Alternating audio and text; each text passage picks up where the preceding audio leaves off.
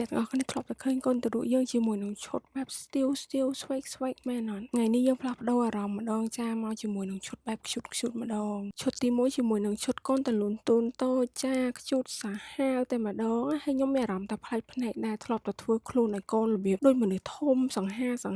កន្លោះអីចឹងដល់ពេលឲ្យកូនមកស្លៀកអញ្ចេះទៅម៉ែខ្ជូតសាហាវគួរឲ្យចង់ចាប់ផ្ទះពីបេដៃហ្មងណាចំណែកឯឈុតទី2ក៏មិនអន់ដែរចាឈុតនាគចាដោយសារតែកូនរាជគឺឆ្នាំនាគអញ្ចឹងយើងពាក់ឈុតនាគរាជអីចឹងណាខ្ជូតសាហាវមើលមុខគេដល់ពេលពាក់អាមួកហ្នឹងទៅមកឡើងកបឹបហើយនេះគេពាក់ឈុតហើយគេមានជាការរាំជាមួយភ្លេងអីចឹងមិនដឹងស្ទាយរាំបែបអីកូនខ្ញុំមួយចរិតគេចលើមសាហាវហ្មងចំណែកឯឈុតទី3គឺឈុត Merry Christmas ចាពាក់ស្គាល់យើងគ្រីស្មាស់ឆ្នាំហ្នឹងឲ្យហើយអញ្ចឹងចាមើលរៀងគេពាក់ឈុតក្រហមអញ្ចឹងទៅមកឡើងកបឹបនោះនៅអត់ស្ងៀមហ្មងកូនខ្ញុំចំណែកឈុតចុងក្រោយចាមានជាមួយឈុតទាអញ្ចឹងគេមានស្បែកជើងមួកអាវចុងក្រោយឈុតទាំង4នេះគឺខ្ញុំបានកាដូពីបងស្រីមកហើយបើអ្នកទាំងអស់គ្នាចង់បានឈុតខ្ជូតទិញឲ្យកូនអីអ្នកទាំងអស់គ្នាអាចចូលទៅ check ក្នុង page គាត់បានអរគុណបាយបាយ